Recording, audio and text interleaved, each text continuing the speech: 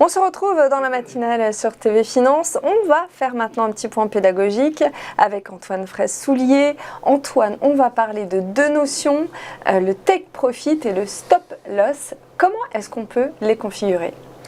Alors, le take profit et le stop loss sont deux paramètres essentiels dans un trade. Ça permet de clôturer de manière automatique lorsqu'il y a un bénéfice ou une perte.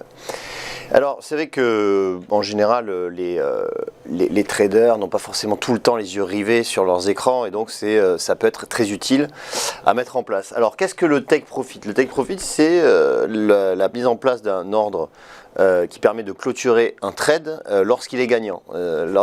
Donc, prenons un exemple, comme ça sera plus clair pour tout le monde. Là, tout à l'heure, j'étais sur BNP Paribas. Donc, si on investit sur l'action BNP Paribas, prenons l'exemple, vous investissez 1000 $, lorsque vous configurez le take profit, vous allez configurer donc le prix à laquelle vous souhaitez que le trade se clôture. Si par exemple vous souhaitez que le trade se clôture lorsque BNP Paribas atteindra 70 €, vous mettez 70 € et ça va vous calculer votre take profit qui est de 282 €. Il évolue en réel, en temps réel. Et aussi vous avez la possibilité, ici en cliquant ici, vous avez la possibilité de mettre quel est le gain que vous voulez avoir lorsque le take profit va s'exécuter. Si vous mettez par exemple 300 €, voilà, ça va vous donner donc le montant. Voilà pour le take profit. Ensuite, il y a également le stop loss. Alors le stop loss, c'est lorsque lorsque le trade se passe mal, entre guillemets, le cours de bourse va dans la direction opposée que vous aviez anticipé, et donc vous positionnez un stop loss. Ça va clôturer automatiquement votre ordre lorsque vous êtes en perte.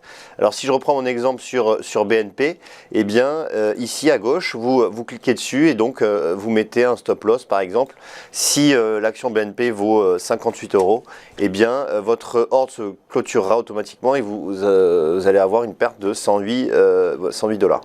Voilà, donc ça c'est pour le stop loss et pour le take profit.